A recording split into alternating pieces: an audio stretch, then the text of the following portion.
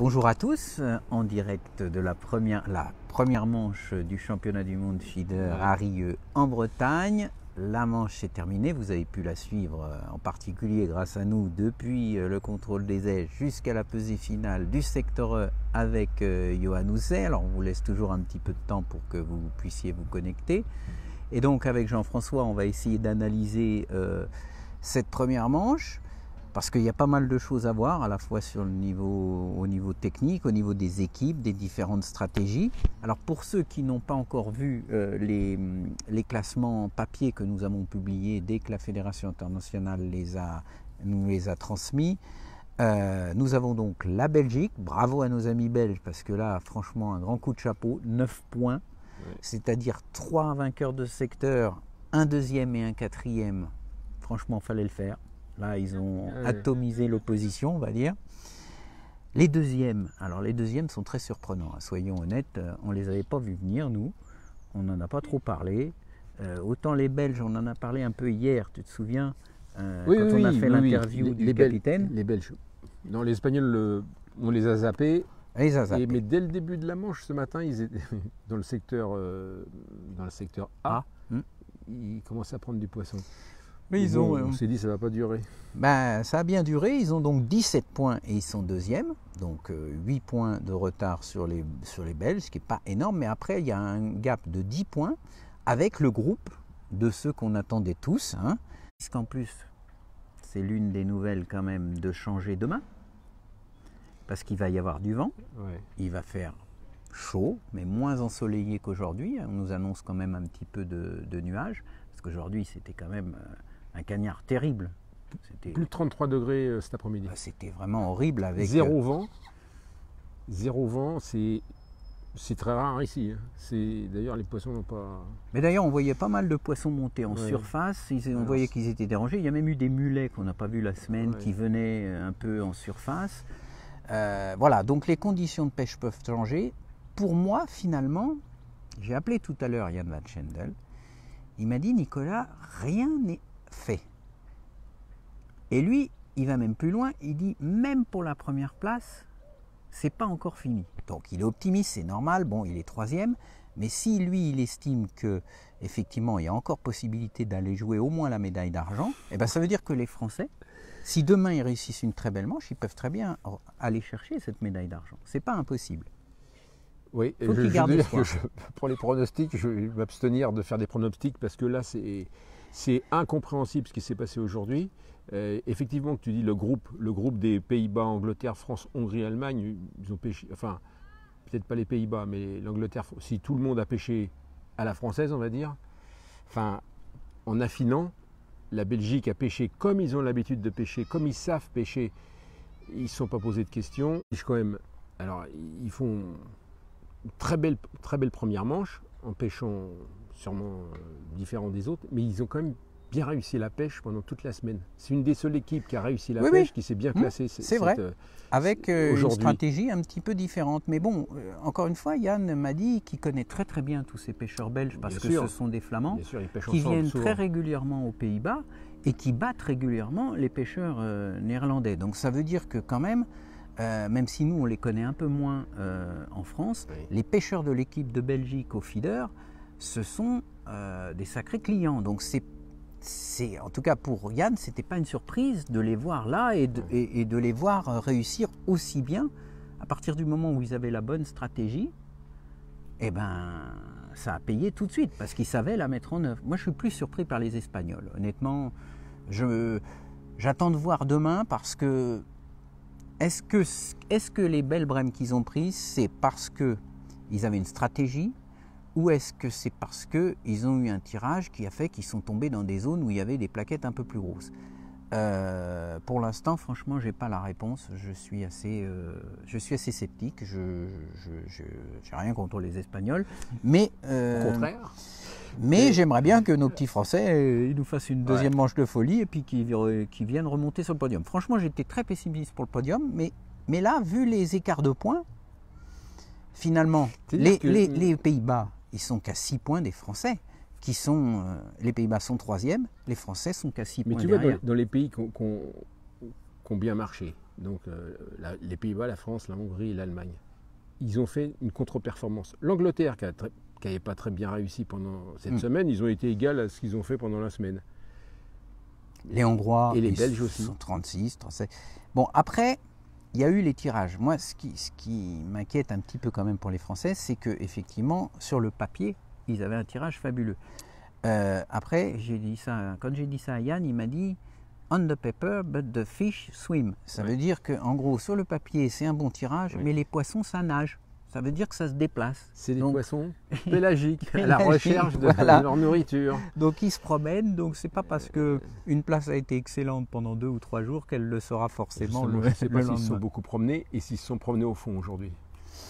Oui, je sais pas, j'avais l'impression qu'ils étaient décollés. Alors je pense pas qu'il y avait que des mulets en surface. Il va y avoir d'autres poissons. Alors est-ce que c'était des plaquettes ou des gardons, ça on ne sait pas trop. C'est hyper dur pour nous, la France, de faire une manche comme ça, parce que tu vois que ça va pas, mais dès le début que ça va pas, mais tu te dis bon, c'est 5 heures, même 2 heures de belle pêche, ça suffit, on a réussi toute la semaine, on va pas changer. Ça, c'est... Alors pour certains pêcheurs, ça a fini quand même par s'améliorer. Par exemple, Mika, alors j'ai pris les résultats de nos Français, on reviendra sur les classements des Belges, mais Mika termine 3e avec 7 kg 260 exactement, alors qu'il a eu un démarrage très très difficile. Donc lui, ça a fait ce que tu as dit, c'est-à-dire qu'il a quand même réussi à grappiller des places petit à petit, et il a terminé 3e et il est battu par le Belge de 23 grammes sur une pêche à 7 kg 2. Donc ça se joue à rien pour la 2e place.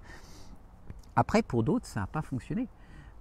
Pour Romain, évidemment, pour Romain Foiratier, même pour Christophe Catelin, ça a été super difficile tout le temps. Il n'y a rien eu à faire, ils ont eu beau chercher, gratter, même Christophe a fait un petit peu comme... Alors Christophe, en plus, dans son secteur, le problème, c'est qu'il y a très peu de poissons. C'est-à-dire que j'ai pris note, le 6e à 995 grammes, je ne sais pas si vous vous rendez compte. C'est dans le secteur où ils ont pêché la bordure. Et du coup, il y a des gars qui ont pêché la bordure et des petits gardons. Incroyable.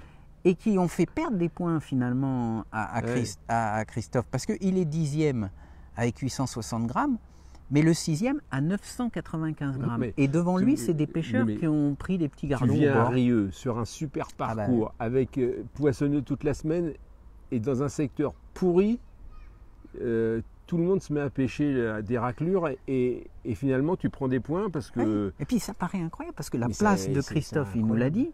D'habitude, ça gagne toujours cette zone-là. Il y a une espèce d'arrivée d'eau, si vous voulez. Il était au D2, le D1 était juste à l'arrivée d'eau. Et d'habitude, il y a toujours du poisson. La Bretagne, c'est pas fait pour la chaleur. Hein. Non, mais c'est triste. Alors, donc, on a eu Romain, lui, qui a terminé 13e avec 641 grammes. Alors, il est battu quand même assez nettement par le Belge à côté, qui fait 4e. Il n'a jamais eu le poisson, il a essayé pas mal de choses. Le Belge, il a quand même 3,3 kg à côté. Donc là, on ne peut pas dire qu'il y a eu une contre-performance. C'était un secteur très difficile. Il y avait de très très forts pêcheurs. Il y avait Tamash Walter, il y avait Steve Ringer, etc. Mais il n'a jamais réussi à faire rentrer les plaquettes. Il a essayé pas mal de choses au niveau de... justement, de faire un petit nuage, de mettre plus de fouillis, etc. Mais c'est jamais rentré. Il y a Frédéric Fourmy qui termine 5e avec 3,479 kg. Honnêtement, il bat tous ses voisins autour. Il fait une belle pêche. C'est pareil, lui, ça a commencé super lentement. Après, il faisait des séries. Sur une pêche dure comme ça, ce qu'on a vu, c'est qu'il y avait quand même souvent des séries. Le gars, il faisait 3-4 poissons, paf, et puis après, c'était remords pendant presque 1 heure ou des trucs comme ça. Parce que franchement, les scores qu'il y a là, c'était assez pénible à suivre quand on est comme nous, supporters quand même. Ah oui, c'est frustrant. C'est frustrant parce qu'ils ont réussi toute une semaine d'entraînement. Alors les gens diront, ah oui, c'est l'entraînement, c'est pas le machin. Oui, très bien, on sait bien qu'aux compétitions, il y a moins de poissons qu'aux entraînements. Mais quand vous réussissez très bien tous les entraînements, ça veut dire qu'au niveau stratégique et tactique, vous êtes au point. Vous êtes au point. Les Belges, on ne peut pas dire qu'ils ont loupé les entraînements. Ils ont réussi leurs entraînements. Et ils sont arrivés à remporter la manche très facilement. Donc ils ont mis au point une tactique qui était plus efficace dans les conditions d'aujourd'hui. C'est la pêche qui a changé. Là. Aujourd'hui, c'était très très différent même d'hier. Bah oui, c'est ça. Hier, il faisait aussi chaud, il n'y avait pas de vent. Et pourtant, Il y avait des scores à 10 000, 12 000, etc. Mais peut-être que 2 journées de chaud, c'est pas bon. Enfin bref. Alors, sinon, donc, on a dit Christophe Catelin dans son secteur d'horreur, là, c'est un des pires en termes de score, hein, 6e avec 995 grammes, à Rieux. Quoi. Le 6e à 995 grammes, c'est terrible. Après, il y avait Johan, bon, le local de l'État. Oui, il a fait le job, il a fait le deuxième. Job. Il est deuxième, il est un peu frustré parce qu'évidemment, il sait bien que pour l'individuel, ça risque de se gagner avec 2 points. Donc, bon, après, il a un score, il a 6,61 kg. Donc, ça peut entrer en ligne de compte pour une médaille, en tout cas en individuel. Il est battu par le Belge à 2 places de 1,2 kg. Donc, c'était très difficile d'aller le chercher quand même. Donc, il n'a pas trop de regrets. C'est pas comme s'il est battu comme Mika de 25 grammes ou un truc comme ça. Donc, il a rempli le job. C'est exactement ça. Un démarrage lent aussi. Et puis après, c'est rentré, et puis bon, il a fait ce qu'il sait faire, hein. Il connaît le parcours absolument par cœur. Donc, par contre, il était dans une zone, il était au numéro 11, et j'ai insisté quand même pas mal là-dessus, sur le secteur E. Si vous regardez, sur les 7 premiers, il y en a 6 qui sont entre le numéro 9 et le numéro 15. Donc si vous tombez entre le numéro 1 et le numéro 9, déjà, vous partez avec un gros handicap. Il faut voir que demain, il va falloir que nos Français ils aient la main quand même heureuse aussi au tirage au sort, hein, sur ce secteur. Il faut que la pêche change. Ou que la pêche change complètement et qu'elle revienne un peu plus à ce qu'on connaît. Il ne faudrait pas qu'il change la pêche et que la pêche change. Ça, c'est pas faux.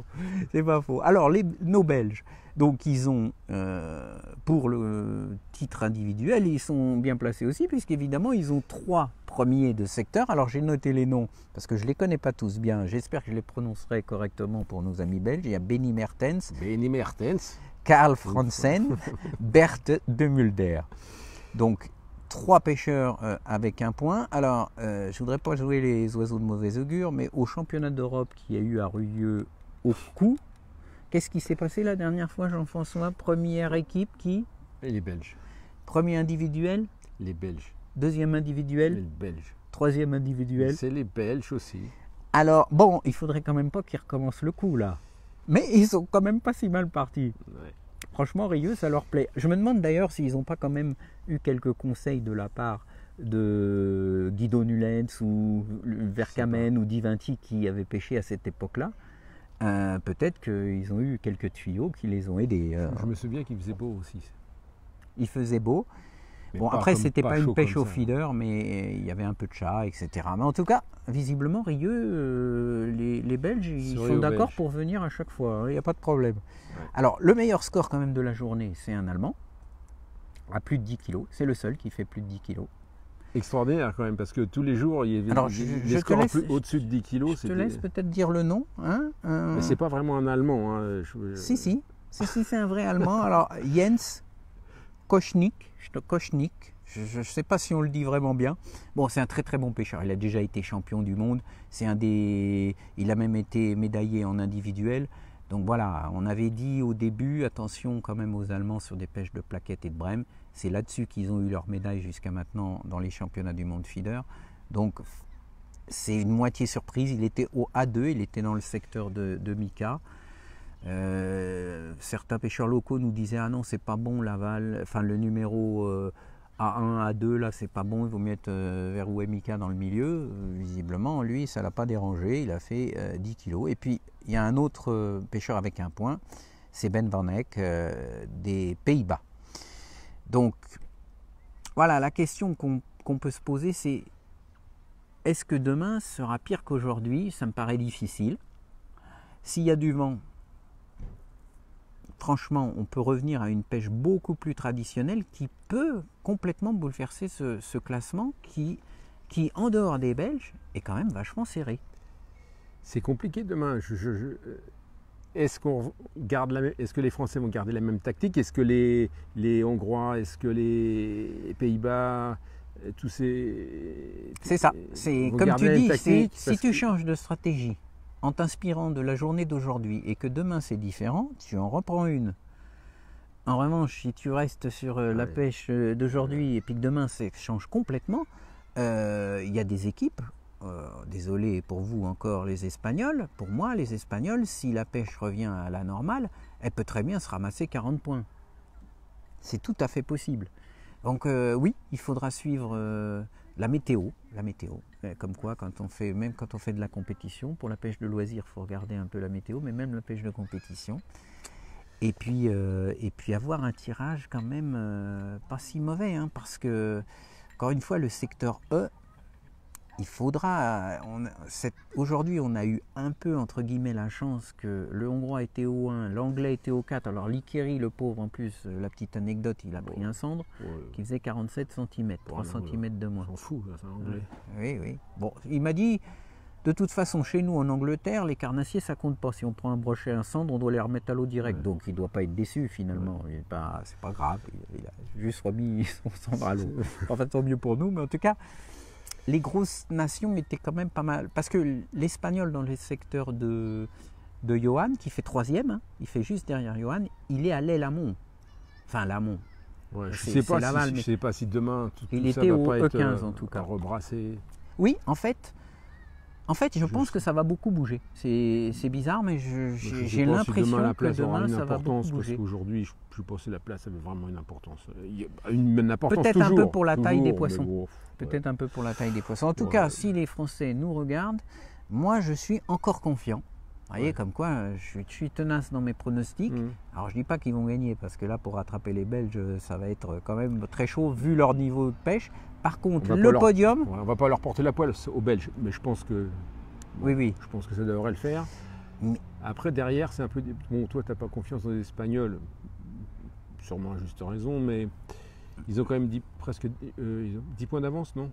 Ils ont 17 et on a 33. Non, ils ont 7 points d'avance sur les Pays-Bas. 10 points d'avance sur les Pays-Bas.